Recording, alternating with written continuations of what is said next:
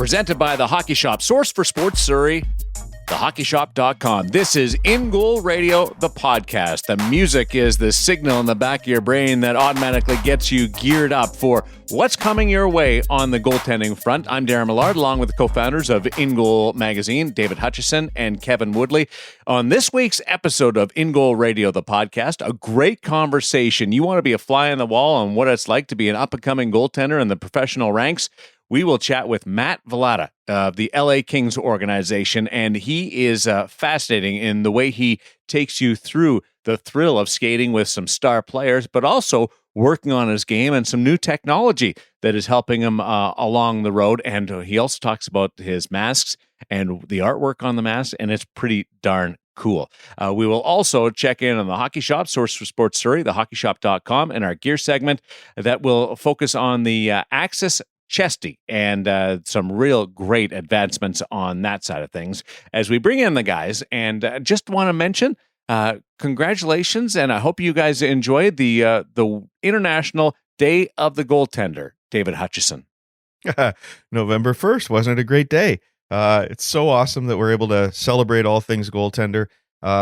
Full credit, Paul Campbell, InGoal writer, came up with the concept of celebrating goaltenders on November the 1st. 4 years ago, I think it was. And November 1st, of course, because on November 1st, 1959, that was the day that Jacques Plante put the mask on and kept it on. And I think for me, that celebrates courage, the courage to stand up to your coach and to the system that said goaltenders shouldn't be wearing them at the time. And obviously that changed the game for all of us. And as a result, we celebrate all things goaltender on November 1st. And it is so exciting to get on social media and see all these people that many we know, many we don't know, celebrating November 1st along with all of us. And Darren, I have to give you credit now for deciding it should be an entire week as well. Yeah, International Week of the Goaltender. I'm just throwing it out there, and maybe it's November's goalie month, but Woody, you see a lot of different posts on that International Day of the Goaltender that really bring back memories and also celebrate the position. Yeah, no, it's, and as Hutch said, it's pretty cool. It was 2017 that Paul Campbell threw the idea out there through the InGoal media account. So I guess there's a little, like not to pat ourselves on the back too much, but there's a little brand power here, like to have something go from a social media post on InGoal to now a hashtag that you can see people posting about all over the world just 3 years later and celebrating it as a real thing is pretty damn cool. So I love it. I mean, I'm with you. I think it should be a week, maybe make it a month. Our goal here at InGoal Radio is obviously to take over the world. So pretty soon, basically every day will be goalie day. And that's how we treat every day here at InGoal. It's nice, though, to have the rest of the world at least recognize us on that one day. And you kids out there, I think it's great on International Day of the Goaltender to have a little reminder of what life was like back when we were all young and breaking in and going through your skates and dealing with the goaltending position that is very much different than it was 20 years ago, 10 years ago, but also further back than that in the days of the Plante and those kinds of goaltenders. Right, Hutch?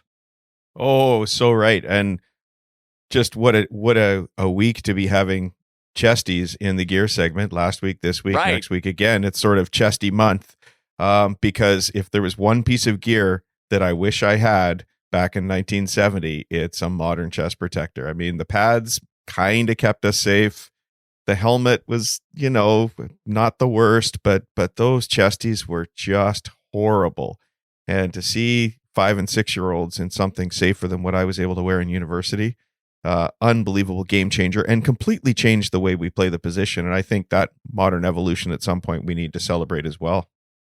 Speaking of celebrations, goalie day, goalie week, goalie month, you know who actually has the month of the goaltender right now in November? Our friends at the Hockey Shop Goal Department at thehockeyshop.com.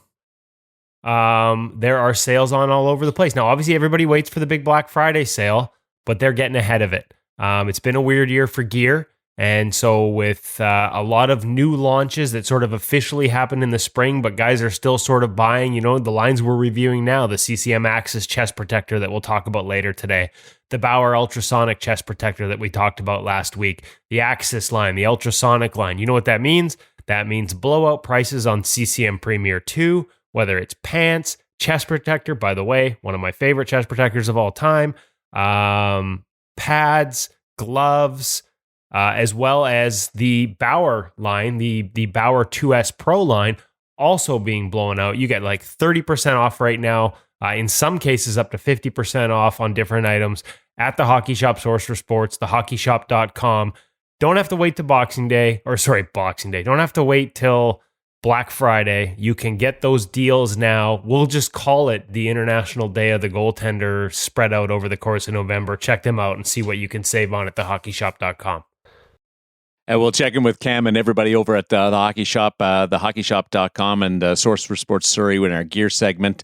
Really looking forward to what's coming your way from the Bauer or the CCM AXIS chesty and the advancements that have made in that regard, and that you guys actually wear the chesties while you do the review is interesting, unique, and goes to just the idea of really diving into these gear segments. Some news coming out of the goaltending world. Ben Bishop gone for in the range of 5 months. So that really gives the Dallas Stars some added credit, Jim Nill and company, for the Anton Hudobin signing. Yeah, the Hudobin signing and probably goes a little way to keeping young Jake Oettinger a little happy too, because it couldn't have been thrilling for him as a guy who they feel is close and probably himself feels he's close to being ready for the NHL to see Hudobin sign for 3 years and think, man, I'm just going to be sitting here. The reality is for this next season, you're going to need 3. And for the Dallas Stars, they're going to need all 3 goaltenders in a hurry, at least numbers 2 and 3 in a hurry in Hudobin and Oettinger.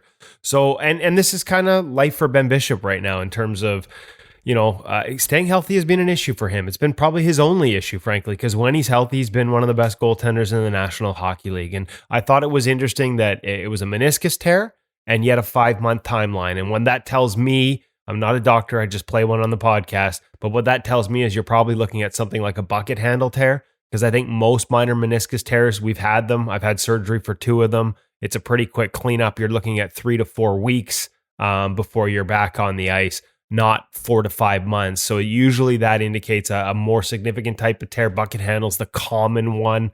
What does that mean? The bucket handle? It's just a different type of tearing. I believe they have to staple a piece of the cartilage down as opposed to just shaving off. Like, it's just a more severe tear and probably an indication of why he wasn't able to come back during the bubble and the playoffs. Because again, meniscus is not something we associate with long term most of the time, unless it's a particular type. And you can Google it and look at the details. I know there's only 1 or 2 different types of meniscus tears that normally cause that type of a timeline, and they're not a timeline that you can normally exceed. It's not something where it's like, I can get back quicker on this one. You really do need to let that heal. So good for them that they got Hudobin. Made a lot of sense at the time, regardless, just because of Ben's issues staying healthy over the past couple of seasons.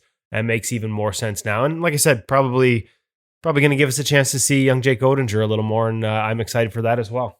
So a sidelining there, but a return, Woody, on the Russian side of things with the young southpaw goaltender that everybody's talking about after the NHL draft. Yeah, young Yaroslav Askarov. The Russians basically took their World Junior team to and I'm going to screw this up because I'm like the Don Cherry of this podcast in terms of pronunciation. Is it Karyala Cup? It's essentially... Only in terms of pronunciation, Woody. Please, let's underline that. Yeah, only in terms of pronunciation. But Karyala Cup, it's basically like a mid-season break tournament in Finland. Most of us know the Spengler Cup as the Christmas break tournament in Switzerland, where teams send sort of their national leagues are on breaks. Typically, so they'll send basically a team of all-stars. In this case, young Askarov was part of what is basically Russia's World Junior team. They're using it as a warm-up, and they actually pumped the Finnish senior team last night like 6-2. I think the odds going into the game were like, I think the Russians were like 7.5 underdogs. Like, you get 7.5 to 1 odds on them, and they showed off their young skill. Askarov looked really good in net, made some nice saves, and one thing we didn't talking about is World Juniors, and we got plenty of time leading up to it. But to me, this is another advantage for the international teams. I mean, Russia's kept them together. They're playing. That's the biggest thing. We saw Canada announce its list of the 5 goaltenders that they're going to bring to a month-long camp, and none of those kids are playing right now. So when you see the international and the European teams, their junior goalies are playing in a lot of cases in professional leagues, and you compare that to Canada's basically going to go in with a 1-month training camp and no real game action other than exhibitions. Got to think in a year where Canada's hosting this thing and they're in a bubble in Edmonton, that's a major disadvantage from the goaltending perspective, compared to teams like Russia with Askarov, like Finland with Blomqvist, like the Swedes, who have and I'm cramping on his name, the Tampa pick, and then the kid who's probably going to be next year's Askarov in the draft, Wallstead. So it'll be interesting to see how that plays out and how Canada handles this. But right now, I know for sure, like there's some serious question marks because none of the Canadian goalies are even playing right now. None of their leagues are operational. Let's go back here. You're getting the line on the Carlisle Cup, the betting lines. I'm not that big a degenerate. May have seen something while I was perusing my weekly beat down at the hands of the National Football League. Everybody took one this weekend. It was a bad bet week, bad beat week. So I may have seen that somewhere. Hutch, jump in here. I was just going to jump in on the World Juniors and say, not only is it more challenging because these guys aren't playing to make a selection, how many guys over the last many years have become the goaltender because of their early season play? And for example, at the summer camp before last year's, Joel Hofer wasn't even invited, and he didn't come onto the radar. I mean, he was on the radar, but he earned that selection based on his early season play. He in a world like we have right now, he wouldn't have been on that team. And so major change as a result of how this is all going down right now. I guess maybe opening opportunities for other kids. And just to go back to Vasilevsky, shameless plug here, as Kevin is talking about him, let's remind everybody that on InGoal Premium, Kevin had a great story on Vasilevsky. Not Vasilevsky, Askarov. And it was entitled Legs Like Vasilevsky. So that's why Vasilevsky is on my mind, and he spoke to Nikolai Habibulin about him as well. So check it out on Premium if you want to know a little bit more about Askarov. Yeah, I would definitely suggest checking it out just to help offset the cost. I got my cell phone bill from the conversation I had with Nikolai Habibulin the other day. Note to self, maybe next time try and have him call me on a Zoom meeting rather than calling Russia on my cell phone. That was not a cheap conversation. I'll teach you how to use other technology so you can avoid your cell phone too, Woody. Thanks, Dad. On the subject of technology, old goalies, and just some stuff that we've got up on the site and able to peruse, Hutch. Well, as part of the International Day of the Goaltender, Paul Campbell put an article together from speaking with one of our sort of, should I say, oldest readers, and I only mean that in terms of how long he's been a member of Premium, and just talking about his return to play after surgeries and how he's adapting as an older goaltender to the game, something a lot of us go through. And I thought it was a fascinating look at equipment modifications and really just celebrating the passion for the position, which is something that we're always doing here. And so, Woody? I was going to say Chris has as much passion as anyone. Matola, yeah. Chris Matola, who is the subject of it. What he's gone through in terms of the hip surgeries to keep playing. And like you said, some great gear tips on how you can take some of the burden off your hips by modifying your knees and modifying your attachments. Darren, you've tried a few of these things with the old changing how you do your toe ties.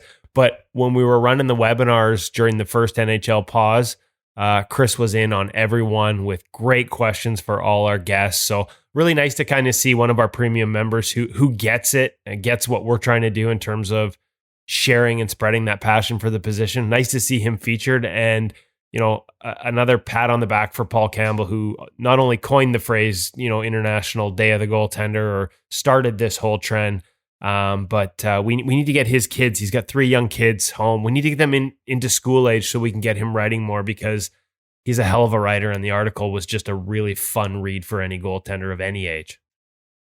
Yeah, he's a great follow on social as well. I'm back to the toe ties with the bungees with the CCM AXIS pads, and it's spectacular. The connection to your leg and your foot is beyond anything that I expected. So much fun.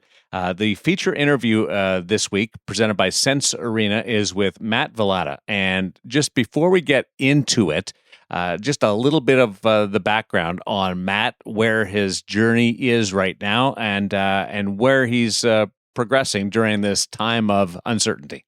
Yeah, no, he's heading into his second year pro whenever that starts. That's something we talk about. And I thought a really interesting guy to talk to because he's skating right now at a time when we don't hear from a lot of guys about what they're doing. This is a team that's been off. The Kings as an organization have been off since March. Matt's part of their phase 2 group. He's on the ice, multiple times a week. And as you'll hear in the interview, on the ice with NHL shooters like Jeff Carter and Andrzej Kopitar. On the ice with Bill Ranford and Matt Millar, their goaltending coach, their development goaltending coach in the AHL. Spent half of last year with Cal Peterson, talked about that. Talked about what it's like to be on the ice with Jonathan Quick and all the little details that he's picking up from him. He's also, during this pause, been one of those no stone unturned guys and led by, there's a leadership role there played by Bill Ranford. How many of our webinars was Bill on early in the pause when the Kings were off and everyone was off? Took part in gear webinars to try and learn about the gear. Like Bill Ranford is a guy that people have looked to who really made sure he took advantage of this time off by digging into every avenue he could, finding new ways to help his goaltenders. That includes ordering the skills ball machine that we profiled on InGoal Premium. That includes going to the network goaltending symposium where he first heard about Sense Arena. So he got involved with them.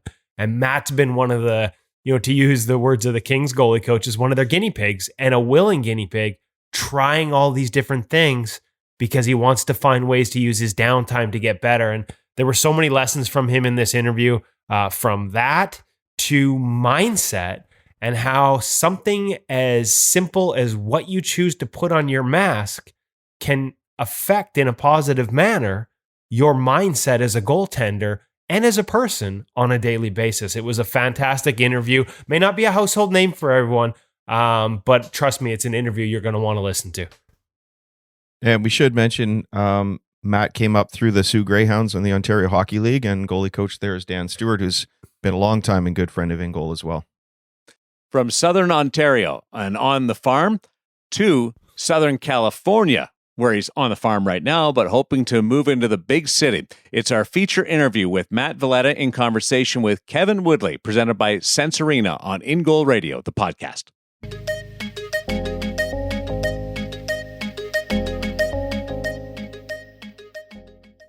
All right, Matt, there's so much I want to ask you about. Coming off your first year pro, a weird year for everyone in terms of the year that would never end, and now preparing for a year that nobody knows when it'll start. But for now, catch me up with where you are at this moment. You're down in Los Angeles and you're actually skating as part of phase 2. Am I correct there? Yep, you are, Kevin. First off, I just like to say thanks for having me on today. But so right now I'm just down in LA, and I've been out here for about 2.5 months. So I've been pretty lucky, to go to the rink every day. And we've been skating 2 to 3 times a week with Matt Millar and Bill Ranford, and being able to work out with the NHL guys who are here. It's been awesome. So we just been doing workouts every week and 3 skates. So it's been pretty good so far. But it's definitely just kind of nice to get back in the swing of things. Obviously, with a little bit of uncertainty on this year's season, and with last year's season, it's kind of nice just to have a little bit of a routine that's kind of familiar with what we're used to. But yeah, so far just been down here hanging out in LA and putting a lot of work at the rink. A little bit warmer than say hanging out back at home in the winter. Oh yeah, definitely. You can't go wrong down here in California. I think today's 75 degrees, and I think back home my brother FaceTimed me today and he said it was like 0. So definitely winters down here are a lot nicer than the snow, but I do kind of miss the snow, all the playing some pond hockey on the lake, back home, but it's definitely a treat being able to live out here and playing hockey as well. We're going to get back to that and growing up in Ontario and all your roots and how you got into the game in a bit. But I wanted to ask you a little bit more about right now, because you mentioned it on the ice with your goalie coach in the American Hockey League, Matt Millar, with the LA Kings goalie coach, Bill Ranford, especially after so much time off and such a unique situation without games. What's your focus? When you guys get on the ice, what are you working on? What advice would you have for other kids who maybe haven't been able to get on the ice or play games? What would you focus on as the foundation? What do you focus on as your foundation?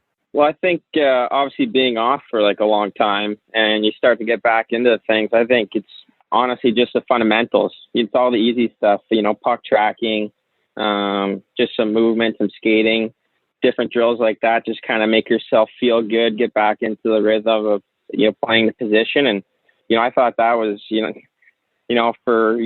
sure any goalie can attest to, or even any hockey player can attest to this, but, if you're off the ice for a super long time and you haven't skated, when you do get back on the ice, it feels super weird. So it's just been, the first probably month or so when I got back, it was just a lot of like the easy drills with Matt, and because Bill, he was back in Canada, obviously he couldn't come back to the States yet, I don't think. And then he's back now, which is awesome. But now what we have been doing is just kind of stuff where we think we need to work on. And that is, for me personally, I think I need to work on a lot of net plays, coming in out of RVH, working VH, kind of just adding some tools to my tool bag, and just kind of testing out a bunch of different ways I kind of can play different scenarios on the ice, and kind of play with my depth and manage that, kind of find some middle ice or whatever, wherever I feel comfortable. And so that's just kind of, I think, the biggest thing I've been working on since I've been here. And that's just one of the biggest areas I can work on. So we've been hammering that out, watching a lot of video with Matt and Bill as well. We've been watching clips of Korpisalo from Columbus. I feel like he's really good at really with his coming in and out of the pipes.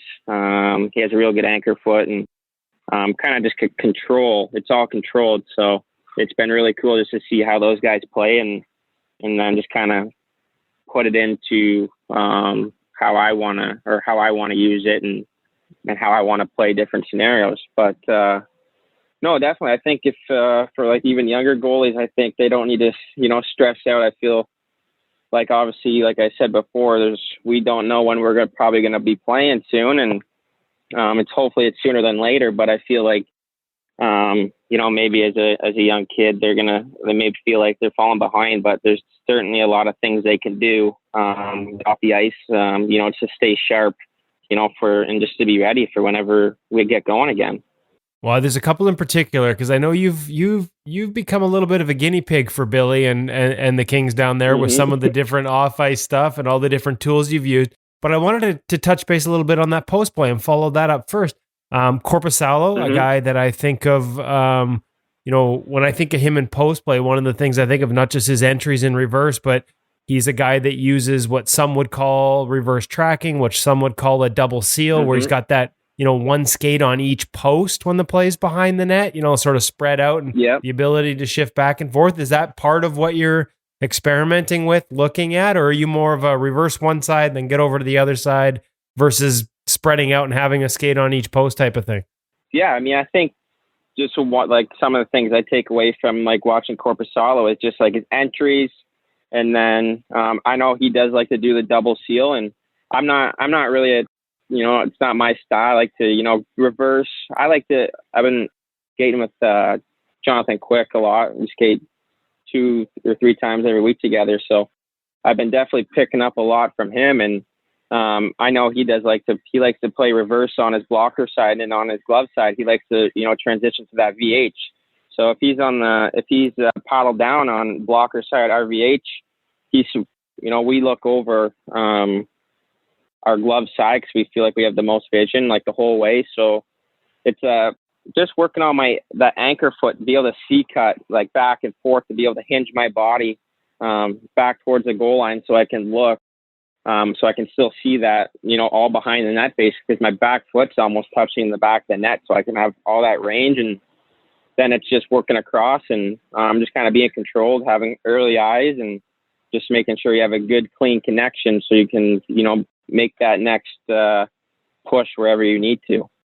Okay, so you mentioned VH, which is not something that a lot of people use, and you mentioned Jonathan Quick, and I was going to ask you how much, talk about learning from the master and an opportunity to learn from the master. Quickie's a guy who, like you said, he'll still throw a VH out there, especially on the glove side. He's a guy who, quite literally, you're too young to remember this, but in 2013, he was the guy that sort of brought the reverse VH to the National Hockey League. I should say 2012 Cup run. Everybody paid attention. It may have originated in Sweden, but Quickie was the guy that I think sort of created or led to a lot of other goalies wanting to do it. So what's that like? What's it like working with him on the ice? Honestly, it's like a super cool experience. I remember one of the first times I skated with him last year, maybe the year before that. I was honestly in shock because you're on the ice with Jonathan Quick, right? And I didn't know what to say to him. I was just in shock. I couldn't believe it. And over last year and even this year, we kind of I feel like on the ice we built a pretty good relationship just to be able to talk about whatever and different scenarios. And it's honestly been super cool because you can just watch and you can just continue to learn and see how he plays different scenarios. And I'm sure you can agree with this. He plays a little bit of a different style than, say most goalies. And he's not a cookie cutter goalie. He has his style and he sticks with it. And there's certainly a lot of things where you can pick up from a guy like that with his experience, and definitely a lot of things to take away and just to try out, even try different things that he does and see if I like it. And if it's something I like, you can add it to the tool bag. So it's been an awesome experience just skating with him, and being able to work with him on a daily basis has been, it's been an awesome experience, and just super grateful that I can, be able to look up to him, and, he's a role model for myself. So I think it's pretty cool I get to work with him. Can you give us one example? You mentioned already the post play, but something where he does something that where maybe like you said, it's unique. It might not be that cookie cutter mold or what we might expect. And yet, my guess would be he's got a very specific reason for it, where any situations where you're like, hey, why'd you do that? And he explains it. You're like, oh, that makes a ton of sense. Yeah. I've actually been I do watch some video of him, and, I feel like I pick up a lot of little things like ice awareness, like those head checks. He's always doing head checks. He's always getting his information in so he can make the next read. And I remember when I first came in, I would, even from junior, like, I don't think I was the best at, getting my head scans in, my head checks. And then, watching him after every push, it's a head scan. And now I've been, it's just natural for me to do it now. So there's like a lot of things, like little things like that, stick details on the pipe, be able to knife your stick over, kind of, if he is coming off this, off the post, or even if it's a low net drive, like his stick presentation, he just, applies the pressure on the shooter, but just with his stick, and it's, all his stick detail. And that's something, I kind of picked up, and you learn a little bit just to do and try. And, no, it's been cool. Like there's a huge list of stuff I could, go on about, but, we don't want to give all the secrets away. Yeah, we can't give up all the secrets. We gotta still have some for ourselves. But I think there are a lot of us that just listening to you talk, like I got a big smile on my face, Matt, because you're right. There's a dynamic nature to the way he plays the game. When you talk about reads, so hearing how much of it is based on reads and the importance of those scans, I'm jealous. I can imagine there's a lot of little intricacies based on those reads that you're having a chance to explore at a level, some of us just never do. So that's so cool. I guess part of this too is shooters, and you're on the ice. I'm guessing probably one day, like what's the biggest difference? You're coming off your first pro season. You saw AHL and coast shooters in game situations. You've been to camps before, but like, are you mostly NHL or AHL shooters? Can you tell, is there a difference from one to the other that you're starting to get a read on or a feel for? Yeah, no, I think there certainly is a difference between, between you got all-star players. You're gonna have some Hall of Famers probably here in LA. You got Jeff Carter.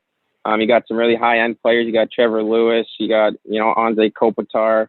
You got those guys. There's a don't mean to leave anyone out, but you got a handful of guys like that. And just for me to be able to go on the ice just to skate with them and get used to like their releases has been awesome. But yeah, certainly. And I mean, in the American Hockey League, there's a lot of, high-end talent as well. Like there's a lot of guys who can play in the NHL and they're just not there yet. But certainly I find the difference is the releases. I feel like guys are a lot more deceptive with the puck. Some guys will hold the puck on a whole lot longer than others. Like some guys will have that quick shot, might catch you by surprise, and other guys might even hold on that puck a little longer. So you got to be like that, a little bit more patient. You got to, just, let the play come to you a little bit more. So the patience aspect of the game comes into that, which is something I kind of been working on as well. Cause I feel like today I got to skate with the NHL guys. And I feel like when I got on, I was a little amped up. I was trying to, do everything super quick. And I just told myself I needed to chill out because, they popped a few on me, and I think just the releases are quicker.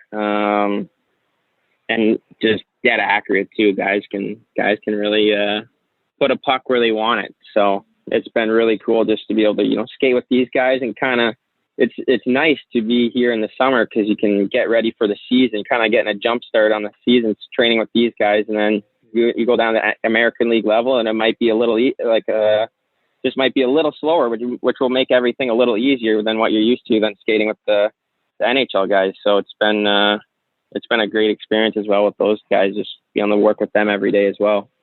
Now, you mentioned patience, and that was one thing that Matt Millar, your goalie coach in the American League and the Kings development goalie coach, told me that you guys have been working on, sort of holding your feet more and being patient. How do you get there? Because it's something, Matt, that I think a lot of goalies want, a lot of goalies talk about. We talk about the importance of beating plays on our skates and not committing too early. Is it as simply a mindset, or are there things you can do? Again, advice maybe you can pass on to younger kids that hear that a lot. They probably get coaches that don't have the knowledge base that Matt and Bill do, and they just say, "Hey, I need you to be more patient. Don't go down as early." Things like that. How do you work on that? How do you focus on that? I think it's just obviously you gotta be in the right mindset. I think it's part of a mindset. It's something I feel like you gotta really do. You just gotta just keep practicing it. I feel like that's the only way you're gonna just get more patient. I think it comes with experience in a way. I just feel just being patient, just letting pucks come to you, like not just playing simple, being efficient and just not trying to do too much.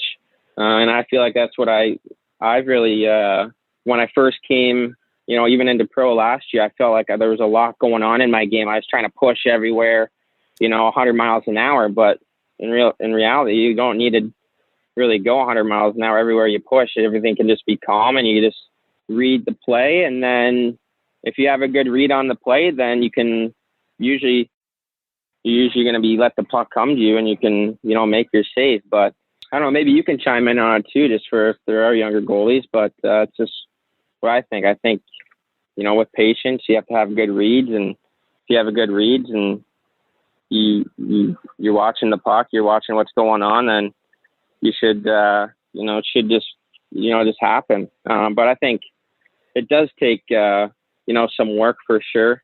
And then, like I said before, the experience. So I feel like the more you play, the more knowledge you're going to gain, and you're going to learn how to read shooters better and, their tendencies. And I think that all leads to going into just being patient. What's in your mind is over the past year? I mean, you were drafted by the Kings in 2017, played a couple more years with the Sioux Greyhounds in the Ontario Hockey League, first year pro last year. Over those past couple of seasons, what's in your mind the biggest improvement you've made, whether it's on the ice or off the ice? What's been the biggest step you've had to take and that you have taken? Honestly, I think the biggest step for me was away from the ice. I think it was all in the gym. Okay.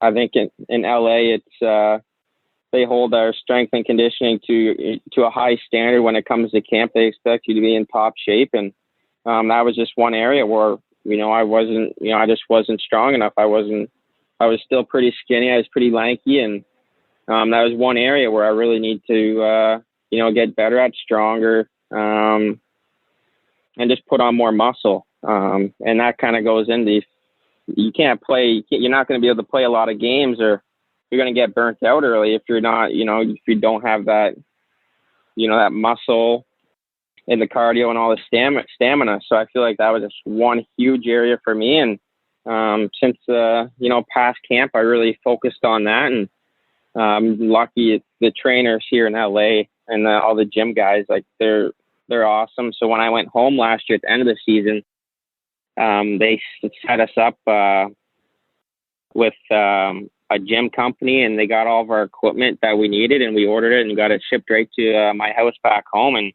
I was in that gym when I was home twice a day for probably like 4 months. And then I was lucky enough to come back here and now just, be training with the NHL guys and, working with the strength coaches here. It's just really has been a really big improvement for myself. And I think just from last year, I think I gained 20 pounds, and we had our body fat test. And I think out of the 20 pounds, 17 and a half of it was muscle. So Wow. I feel like that's one area where I've really gotten better at, which has been nice. And I've certainly been feeling it on the ice. Like I feel a lot more powerful with all my pushes. I feel like I don't burn out as fast. And so, yeah, I feel like that's just one big area. And I feel like it's super important as a goalie as well. You got to be strong, you got to be in shape. And I think it's super important. Yeah, no doubt. So I gotta ask, because when I look at your hockey DB and when I pull that up in front of me, it still lists you at 6'2", 165. I'm guessing that's before the 20 pounds we're at today. Yeah, no, I'm sitting at, I think that might have been honestly when I was in junior still. I don't know if they updated it. I haven't checked it, but now I'm sitting at, I'm almost 6'4", and I'm 200. So yeah, they might need to update that 2 inches and 35 pounds. I was like, my God, this better not be updated, because if he gained 20 pounds and it's 165, he like if you turn sideways, we would have lost you on the ice. Honestly, yeah. So, yeah. That's good. That's a big part of the focus off ice. Now, I got to ask you though, like Billy told me that you have become a bit of a guinea pig for him with some of the, because he's a no stone unturned guy, and I know Matt is too, in terms of, how can we find tools to let our guys help our guys get better? I hear you may have had the little skills ball machine that we found here at InGoal. Yes, I did. Bill actually hooked me up with one, and I ordered it, one of those skill ball machines, and I used that a lot over the summer, or over when I was home after the season was canceled. And honestly, it's a pretty cool little machine. You can do a lot of stuff with it. You can work on your hands. You can wear your gloves doing it. You can do some movement drills as well. And I feel like, I personally love it. I think it's an awesome machine, and I really recommend it to like any younger goalie out there just trying, stay sharp with their hand-eye. And that's been really cool. I also been doing the VR. So the Sensorina goalie stuff on the VR, and that's also been pretty neat as well. I'm not sure if I'm sure a little bit about that, but it's just been cool. I think it's awesome. Just that you can sit at home, you throw the goggles on, and you can do a bunch of different drills. And the drills are, it's super realistic. I know Bill has been doing a ton of work, to get that going, and everything on there. Good to go. But I think it's going to be great if, say if you need an off day and you don't want to go on the ice, but you want to get some reps, you can throw the goggles on, you can get some reps in different drills, different scenarios, and you don't have to go on the ice. So it kind of, you're monitoring how your body's feeling, and you're not burning yourself out, which is obviously huge, is managing your body and taking care of it. So especially in a long season. So I feel like the VR will be awesome for that. Well, I was curious, how long have you been using the Sensorina? We actually just brought them on, actually, coincidentally enough, and I swear this is a coincidence, because it was the conversation with Bill about something else that led us to this interview today. But they are actually the presenting sponsor of the feature interview on InGoal Radio podcast now. So you mentioning them is perfect.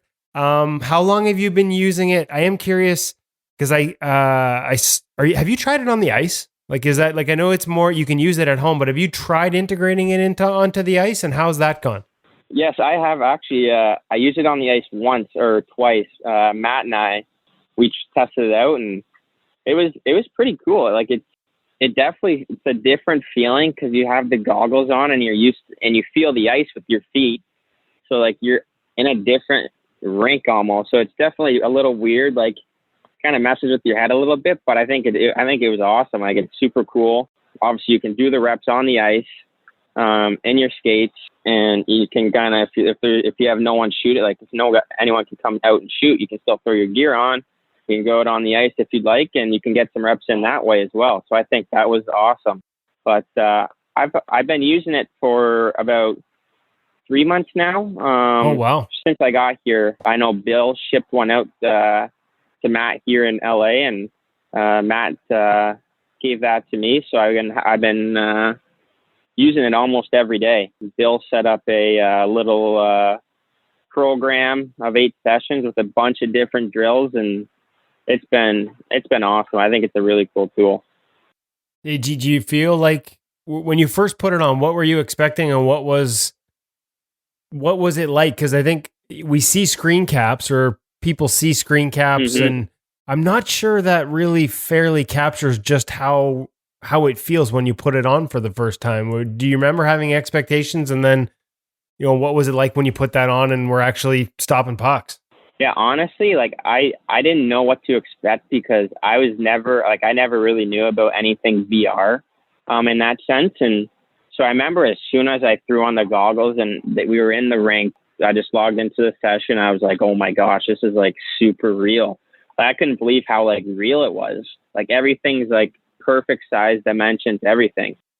I thought that was like unreal. So I mean, like I said before, I think it's just a super cool tool. I honestly don't know how they made it. So that's what I'm wondering, but it's that awesome. But no, I was going to say, you've also used things like Visual Edge and some other trainers. Do you think it's important for whether it's young goalies or like yourself going into pro, like sort of looking for new ways, other ways to get better beyond just getting on the ice and skating? Yeah, totally. I think it's always good to, no matter what you're doing, to have an open mind and, willing to, try new things. And it's just adding, things to your toolbox. Like I said before, if you think something doesn't work for you, then, just at least you tried it and and if you do like it and you do think it's going to work, then, hey, it's another thing you add to your tool bag and something you can do on, a daily basis or every other day, however you want to do it. And, with Visual Edge, I thought that was another really cool program that really, trains your eyes. And I feel like as athletes, and especially as goalies, we use our eyes for everything. We got to see the puck coming. But I feel like a lot of maybe younger goalies or even older goalies, maybe they don't train their eyes. And I feel like your eyes are super important, obviously. And, they're what help us stop the puck. Yeah, no, I think it's another really good tool. It's another, thing you can work on is your eyes, your eye muscles, get them stronger to be able to pick up, different things. And, I think it really helps out, just, seeing the puck a whole lot better as well. Yeah, that's what Braden Holtby, I remember him once telling us, the eyes are like your most important muscle. We work out all the other muscles. Why wouldn't we treat it the same way? Yep. How'd you become a goalie? Let's go back to Ontario and growing up on a farm, if I'm not mistaken, right? Family farm. That's right. How'd you get the bug, and how'd you end up in net? So I guess I can start off. I started off as a player actually. And, so back home, grew up just north of Kingston in a small town called Godfrey, Ontario. And, my family, they have a farm back there, and we're fortunate enough to live out on a lake. And, back home in Canada, the lake's freeze. So I remember about probably when I was, I probably don't remember. My dad tells me now that I was probably 4 or 5. And, that's when I first started skating. I was on the lake. And, that's kind of just when I got into hockey, was starting on the lake, playing some pond hockey. And, as I kind of got a little older, I was a big Maple Leafs fan, obviously being close to Toronto. And I remember back at that time, Eddie Belfour was the goalie for the Maple Leafs. And, I remember, his nickname, Eddie the Eagle, and I thought his mask was the coolest thing ever. And I remember his blue pads. And I think that's honestly just when it clicked. I was just like, I thought it was so cool how they had different designs and everything. And I must have asked my parents, like, hey, can I try playing goalie? And, luckily enough, they agreed to it. And it just kind of started there, watching Eddie Belfour and just playing some pond hockey, if you will. So I'm guessing you're a gear guy then. Like, and you would not believe how many guys, Matt, like longtime seasoned pros, guys but for a lot of them, what started it all was the gear. Yeah, no, I think you're right on that. I remember, I forget what the magazines were when I was younger, but I always remember seeing David Gunnarsson. He's Dave Art, obviously, all those masks that he painted, and they were in the magazines. And I used to get all the goalie magazines, and my parents would bring them home from their work, and they get them shipped to the work, and they'd bring them home for me. And I just remember I had piles and piles of goalie magazines with all different helmets and made by Dave Art. I thought when I was younger, I thought they were so super cool. And I guess that kind of what drew me into, playing the position as well. And actually, it's funny because going back to Eddie Belfour, I remember his pads were blue, and actually my first set of pads were RBK, like 5Ks or something, and they were all blue. So that was my first setup, and I thought they were the coolest things ever. Nice. Now, hey, mask. So, like, if you're a mask guy, I got to ask about the themes on the mask over the years. Yeah. If I'm not mistaken, you've had some different cartoons on there. What's that? Who's your painter? Might as well give some love there. I'm not sure if you're with Dave Art now or with somebody else, but and what do you like on your mask and why? Because have we had a SpongeBob appearance?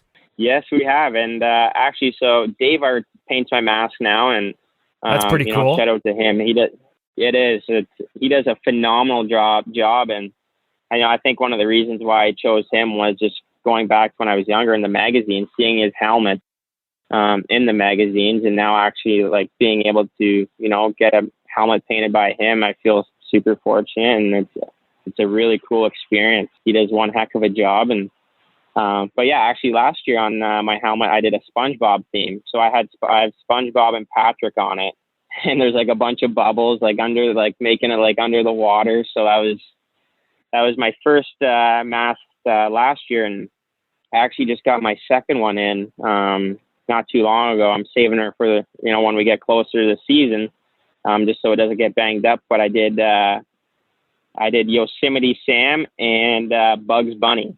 So nice. It's a pretty cool.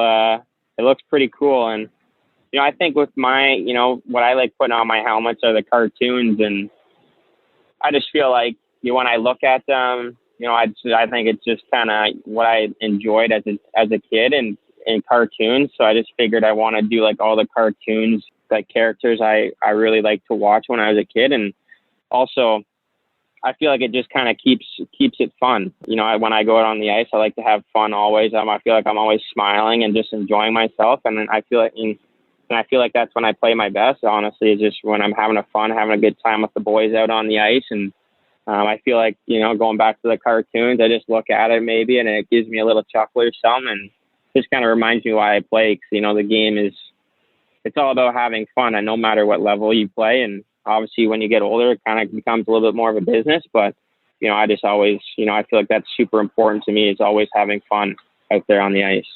That's a great lesson. And we know guys over the years that have written little messages in their blocker to sort of remind them of the same things, or had little messages on the back of their mask so they take a breath, take it off. And that's a great reminder, because it is important. Were there times last year, and I promise I'm almost done, I've taken up, I'm famous for last questions here at InGoal, but I did want to ask, like, as it becomes a job last year, your first year pro, spent most of the year in the American League and around a guy like Cal Peterson.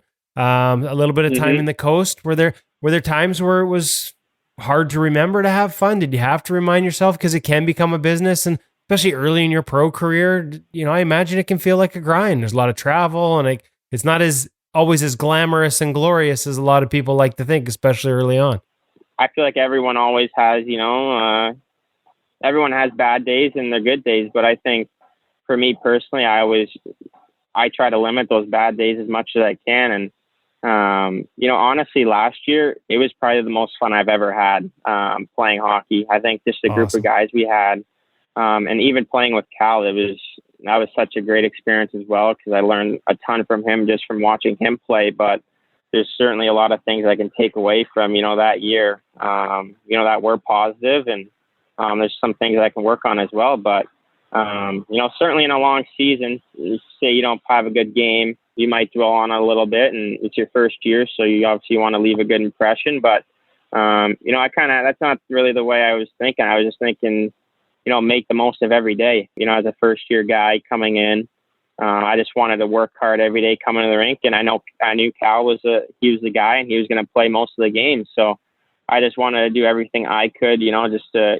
kind of support him in that role. And I just wanted to, come to the rink, bring a good energy, have a smile on my face every single day. And I feel like that's super important, is just to have a real good attitude every day, doesn't matter if you're not playing or whatever. There's always something you can do to help out any of the guys on the team and kind of boost the morale in that sense. But yeah, I think, last year, like I said, it was a ton of fun. And honestly, there might have been, if I could list you like a handful of days, or maybe I might have been in a bad mood, but the rest of it, I just tried really focusing on, just having fun and bringing a good energy to the rink, which I feel like is super important. Well, that's a great message and a great lesson for a lot of different people. I hate to do this, but I do have to ask just one more. You mentioned Cal. What and the lessons we talked earlier about Quickie and being around him right now. How good is Cal? And we're so impressed with him as both a goaltender. We've had a chance to catch up with him and learned a ton from that conversation. If you could give us one or two takeaways, things you took away from him or his game? You're obviously not going to go out there and try and catch with your right hand, but there's a lot of lessons I imagine come from a guy as good as him. Yeah, totally. I think, for my first year coming into the American Hockey League, having a guy like Cal was awesome. He's obviously been playing a little bit. He's been maybe 4 years pro, maybe going into 5. Maybe I feel like I should know this, but sorry, I don't. But he certainly does have a lot of experience, and he was, definitely a role model, just someone I kind of, just to be in his shadow every day, to seeing what he does, how he approaches, just, coming to the rink every day and handling himself in, a professional demeanor. And, I just think in that sense, learning how to be a pro, I feel like he's like the perfect guy to learn from as a younger kid. And, I can't speak enough about Cal. He's an unreal goalie. He's phenomenal in net, but he's an even better person. So, he made it real easy for me just to come in and just be able to, take me under his wing and, just to be able to learn from him. And especially when, you're not playing a lot of games, you get to watch him, see how he plays different scenarios, see how he manages his depth, see if, say there's a 2-on-1, see if he has any momentum, see how he plays it, maybe getting a little off square if he knows the passes are coming across, who has a better push coming across, just little stuff like that was a huge help. But yeah, I could, go on about Cal forever, just how good of a teammate he is. And it was awesome just to play with him for my first year. Love all those little details. Love hearing all those little details, Matt. It's those little things that make this game so fun to learn from different people and hear how different people. It sounds like you've got the exact same approach in terms of how you try and learn. So thank you so much for taking so much time today to sort of share those insights with our listeners. I know they're going to enjoy it, and I really appreciate it. So thank you very much. Hey, no problem. Yeah, thanks for having me. I really appreciate it. But yeah, thanks, Kevin. That was a great chat with you.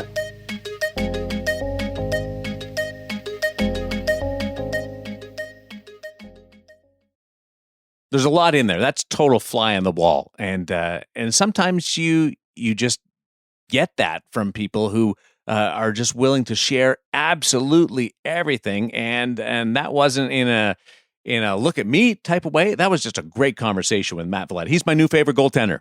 As I listened to it, I said, I gotta write this down. I gotta follow Matt Villalta and see exactly what's going on with him as we enter into the season. That was cool. And isn't it perfect? Like to follow, like he's the perfect interview to come off of International Day of the Goaltender, because all that passion that we talked about with Chris Matola, that just desire, that joy, that love for playing the position, like that all comes through in Matt. And you know what? Like even on a development side and path to pro side, and in terms of having the right mindset to make difficult steps, I think that all matters. Like I think that's important. I think that stuff. I know there are scouts that look for that mindset, that attitude, that mentality, and it's not just that it's there. It just came through in the interview. So thanks to Matt for spending so much time with us. I'm with you, Darren. I'm going to be following a lot more closely now. The Ontario Reign and the LA Kings and Matt Villalta, just to sort of see where that passion takes them.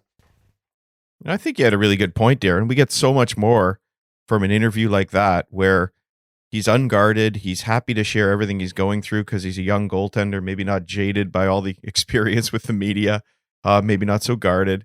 And so I think in many ways, we probably learn more about what Jonathan Quick does on the ice than we would have from Jonathan Quick himself, who probably takes everything he does for granted. In the same way that you and I probably can't describe the way we walk and chew gum at the same time. Woody can't do both at the same time, but the ability to describe what you do on a daily basis is not something that a lot of people are able to do. So awesome insight from Matt. Really appreciate that. Well, it's very difficult to walk, chew gum, and talk at the same time. That's Woody's biggest issue is the last part, that he tries to really put something else into the mix of things. Hey, what about wearing Sensorina on the ice? That's something that I never really considered. Different idea. It's a great idea. And I think Woody's going to have a little video for us that we'll be able to share as well. And that is the first thing that I took from using it, was that not being able to have those movements changes it. It doesn't take away the value of Sensorina, but it does change it. So to put it then onto the ice, love to hear how he described it. It was almost a disorienting experience to sort of know he was on one rink, but he was seeing another rink. Yeah. And as I said before, and I'd be really curious to pair the use of Sensorina with some of the artificial ice, the indoor stuff that we could all put in our homes. And Maria Mountain actually sent me a little bit of stuff of some of the drills she'd been doing with both of those, and appreciated her sharing that. But yeah, would love to pair those two up. I don't know that we get enough ice here, not being NHL goaltenders, that we could necessarily take the Sensorina out onto the ice, but I'm sure we'll give it a go at some point. Yeah, and I've had conversations with Bill about this. Like I said, he was an early adopter, and the Kings have sort of provided this technology for their goaltenders. I haven't had a chance to ask, but I think Jonathan Quick was going to give it a try as well. And there's a guy who's about as old school as they come in terms of from what I understand, not a big technology guy. So I'll be fascinated to hear what the feedback is there. But I think there is right now, if you were to ask Bill, there's a ton of value in there in terms of working the hands and simple drills, and sort of say like pass out to a spot. So you can just sort of track that pass across, take a quick step and activate your hands. But the one thing at this point, at least, and it's a constantly evolving technology, but one thing at this point, at least, you might be a little wary of is, say, that pass from the top of the point across to the far point or down to the circle for a one-timer, because the movement patterns do change so much when you're shuffling across in barefoot or shoes versus how you would move as a skater. And that affects the mechanics of how you arrive and how you set and all those things. So being on the ice would change that. And so there's going to be this experimentation that goes on in terms of where can we use this? Where is it most effective? As you said, when we get on the ice time here as an amateur or for young kids is probably so valuable that you might not put the Sensorina on, but you might put it on before you get on the ice, as Matt has talked about, to 100%. Sort of warm up your hands and warm up your eyes and have that real sort of tracking sort of mentality in a warm up rather than just juggling, actually have it and then translate that on the ice. But at the pro level, I do think, where shooters can be tough, where they might have shooting rooms with synthetic ice where the guys can, do they throw on their pads or do they develop a set of knee pads that they don't even have to put on their full pads, just put on knee pads so that you land on an 1.5 inch block like you would your pads.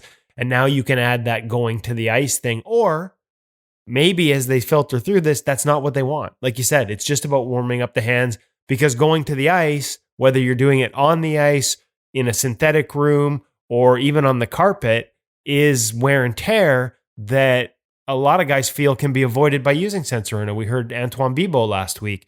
I can work my hands and work my tracking and not worry about wear and tear on my body. And that wear and tear, let's be honest, mostly is going down. So this is going to evolve. We've seen pro teams in Europe using it on the ice as part of their warm-ups, where the goalie is going down. We saw Philip Grubauer, who's a relatively new Sensorina user, in his living room was actually going down instinctively on shots with no protection, no pads to sort of change those patterns.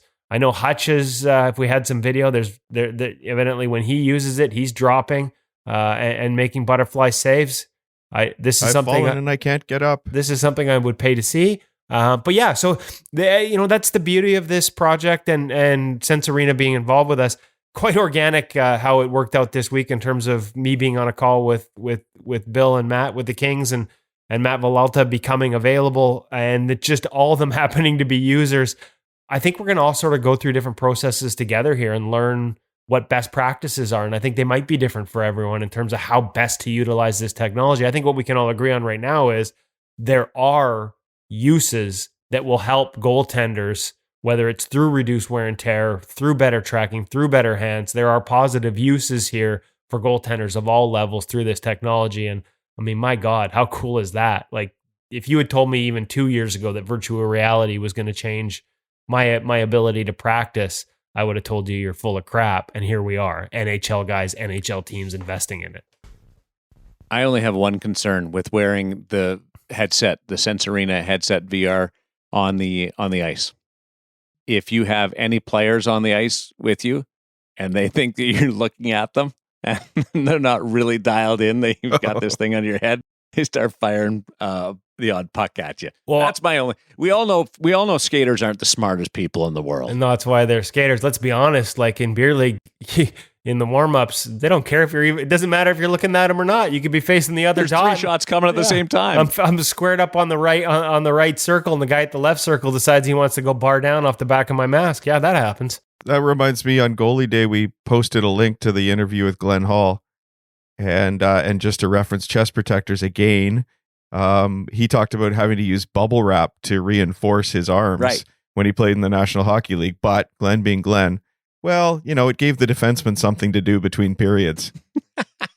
To pop the bubbles. Also, why you need your rib protection to protect you. And that's a part of our gear segment this week with the CCM AXIS chesty, as we are presented by the Hockey Shop, thehockeyshop.com, source for sports Surrey, as we send Woody over to hang out with Cam in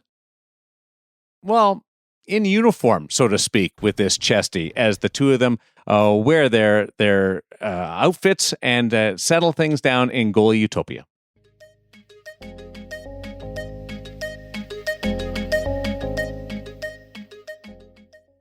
Welcome back to the Hockey Shop, source for sports here in beautiful Surrey, British Columbia. We're downstairs in the basement, or as I like to call it, Goalie Utopia, surrounded by the latest and greatest in goaltending equipment from all the major manufacturers, sitting next to Cam Matwiv, back for another gear segment here on the InGoal Radio podcast. And as a bonus, we've got the video rolling today, so we're getting around. I'd like to stop 1 second. I'd like to call it something slightly different. 2 guys in chests. New name. 2 guys in chests. Okay. He just interrupted me on my own podcast to rename the segment. 2 guys in chests it is. The chest today, he's quite happy with himself at this point, folks. The chest today is the CCM AXIS, which is sort of the next iteration from the Premier line. Cam, walk me through, like this is a chest protector that I have always, I've talked about it, I've used it. I've talked about when it's on sale, the last version, I should probably stock up. Kind of like when in golf, they made the wedge grooves less. And I went and bought like multiple sets of wedges to have the cheating grooves. To me, this chest protector is like a cheat code in terms of size and coverage and presentation. What's changed from the last Premier model to this Axis? Yeah, to be honest, quite a bit. You're still going to have that same level of familiarity as that older Premier, especially for someone like yourself, big CCM guy in the chest department. Well, let's be honest. Like it's largely a presentation thing. Exactly. And that's the reason it was probably the biggest impetus for Kay Whitmore making rule changes around the chest protector in the National Hockey League was CCM's ability within the existing rules to make a chest protector that presented as well and as big as the CCM Premier did, was still within the rules, and once you got it broken in, moved as well as anything else. So at CCM's R&D department, like, how do we push forward after that? How do you come up with something that it still retains that size aspect, but now focuses a bit more on the mobility side of things as opposed to your past? So this is, to me, what it feels like the Axis has been able to accomplish. A bit of a redesign on the arms, a bit of a redesign on the shoulder floaters, a bit of a redesign on the overall presence you see inside the net.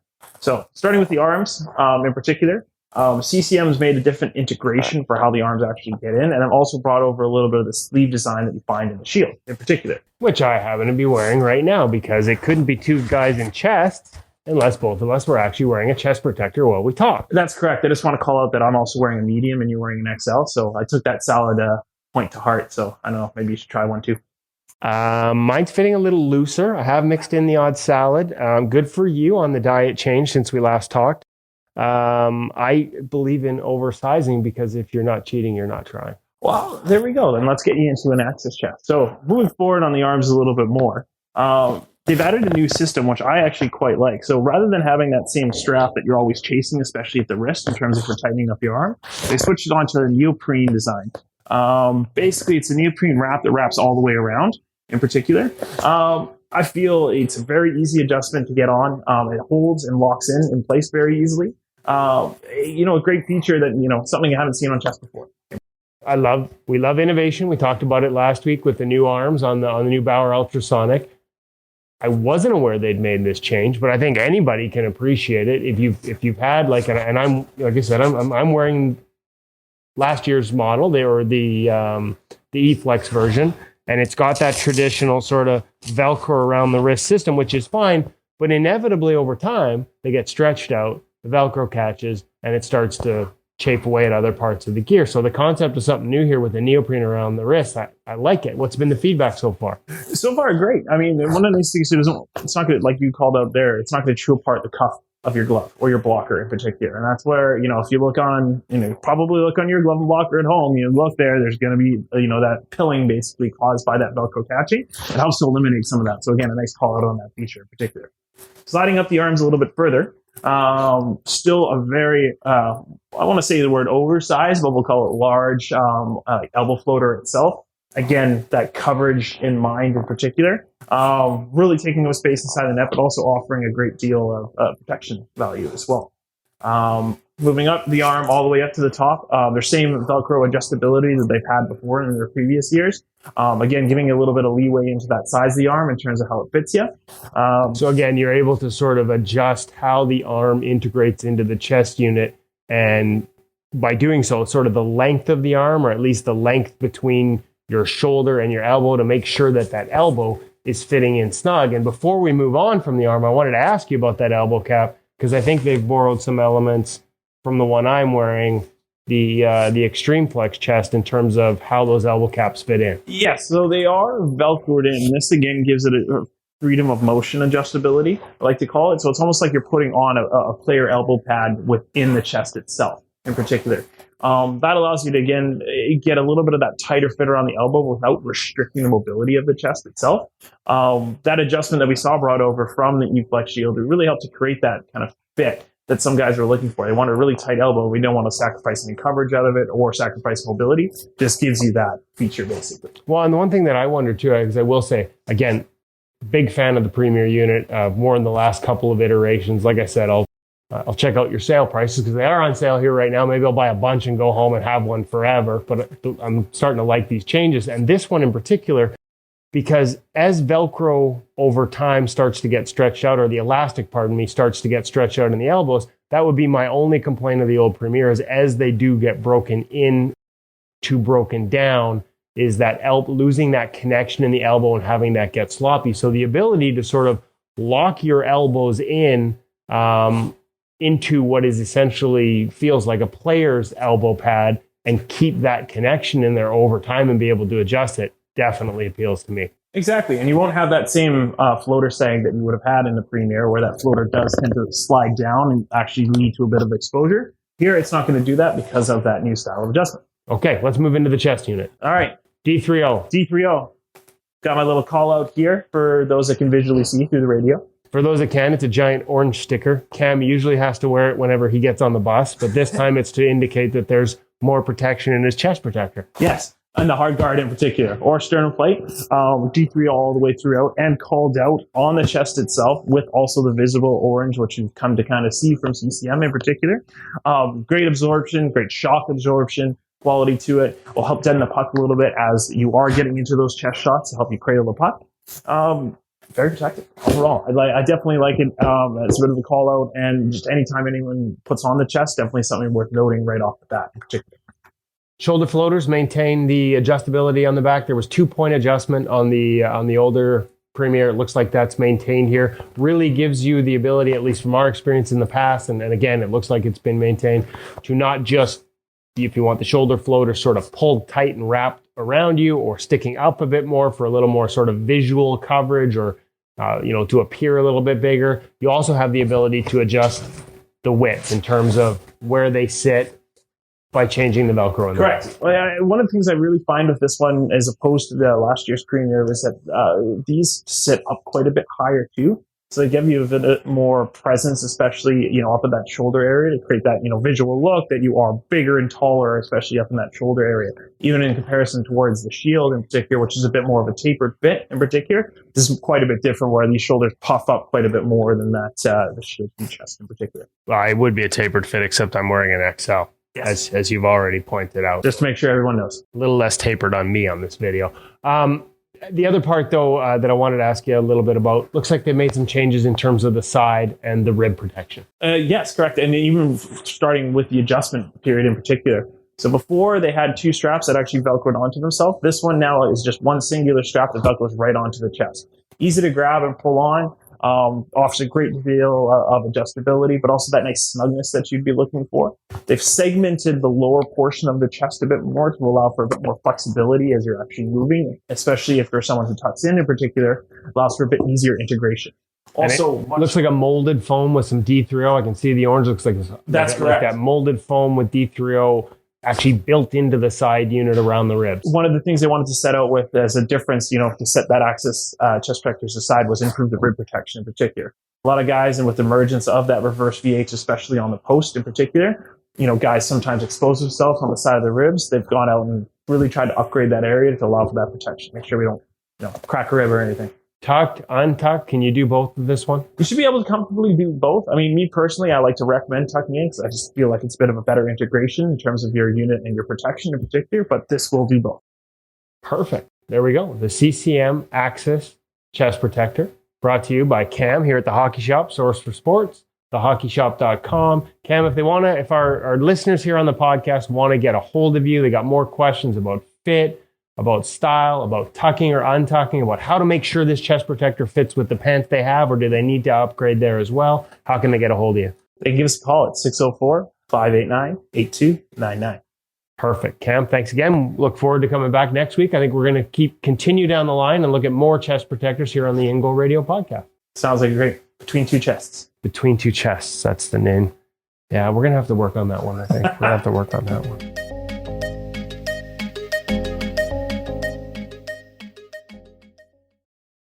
I like the title. I know that you're kind of in between on it, but I think Cam came up with something big there with two guys in chest. Well, and for those who are just listening to this the first time and didn't see, it hasn't been posted yet. It will be posted soon. We are now simulcasting these. We're creating some video to add some visual elements of these mini reviews we do with Cam. And so I am also, as I interview him, I'm wearing the E-Flex Shield. He's wearing the CCM AXIS chest protector. Darren, it wasn't so much that I didn't like the name, I was just upset that he dared interrupt me to rename the segment. It was more about that. And I mean, we were already having trouble getting him through the door. So giving him that opportunity was more where my hesitation came in. My second part of hesitation is, if you're going to rename it Two Guys in Chesties, does that mean I have to now wear the freaking chesty when I do the mask review, the pad review, the pant review? Like, hey, listen, these chesties are great. I just want to see the cup review. Yes, that's the other bonus, folks. For those of you who are wondering, well, I just heard the gear review, the gear segment. Why would I watch it? We may end the chest protector segments by seeing how well they hold up to pucks being fired at Cam thrown at Cam by me, frankly. And my aim may not be what it used to be. And so, yeah, he took one in a bad spot in the first week. And how does he get hurt with that velocity of yours? I'm not sure you could break a paper bag with that arm. I'm a little insulted for a guy who played ball up to a decent level, but my arm isn't what it used to be. Listen, if you throw a puck and hit somebody in a certain spot from that range, even if you have a jello arm like me, like Jamie Moyer sort of throwing junk over the plate in the mid-70s for the mid-70 velocity for the Mariners, that's still going to hurt if you get it in the right spot. And yeah, I just happened to get Cam in the right spot a couple of times. So if nothing else, tune into the video version of this to see Cam get hit in the junk. It is great. The video is great. I wouldn't consider the junk part great, and I wouldn't let somebody throw pucks at me without wearing a helmet or mask of some kind, which he did, which was amazing. And one note is the video from last week is already up, so an opportunity to check some of that out. Yeah, and that was the ultrasonic and some unique features there. Some that had you interested, Darren. The bungees coming out of the belly, the multiple belly loops, and then the extra bungees to sort of clip your pants into your chest protector. I think that might actually warrant a return trip to the hockey shop in a short little video just to show everybody how it works specifically. Oh no, another return trip. I'm envious. I'm jealous, but I usually am on this podcast. Yeah, and check out how those belly loops are specially formulated for old men like Woody. So I can't wait to see him put on a pair of pants and tie them to the top loop. There was one really high loop that had me envisioning like the old man from the movie Up, with the pants pulled up to like basically your nipples. That's kind of what I think. We might have to do that. Yeah, well, I'm going to try it. I'm willing to take the bullet and be the guy that looks like he's 80 years old playing goal. The truth is, last time I played goal, my beer league team felt I looked like a 90-year-old, so that's all right. I have the photos. I'll share them. The basement, Goalie Utopia, is where you guys shoot these and record these gear segments at the hockey shop, source for sports Surrey, thehockeyshop.com. Are there any customers just walking around looking at two guys sitting there in chesties on the bench? We've managed to. We used to do a lot of our recording while the store was open. Given the fact we're chucking pucks at each other and setting up video cameras and lights and all these things, we've decided maybe. COVID, yeah. At one point, I believe you hear the vacuum cleaner go off in the back. That's them getting the store ready to open. So these are early hours I'm putting in there before the customers. We should probably think about shooting a few live ones there, inviting people to come down to the hockey shop and take their turn throwing pucks at Cam. We can put them in the shooting room. I think that would be It'll be like the old dunk tank. Yeah, I think that would be except we'll call it except it'll be the junk tank. Brilliant. Cam, I hope you're listening this week, buddy, because we just volunteered you to take a few more shots in the junk for charity. That is awesome. Well, you know what? It's a different time. We got to get creative with our production and our content. Thanks to Matt. Thanks to Hutch. Thanks to Woody. And thanks to you, the listener, for tuning in to InGoal Radio, the podcast, as we approach our 100th episode. And even during a pandemic, we are really excited about what is coming your way on the world of goaltending and the gear and the technology that fuels our passion for the position.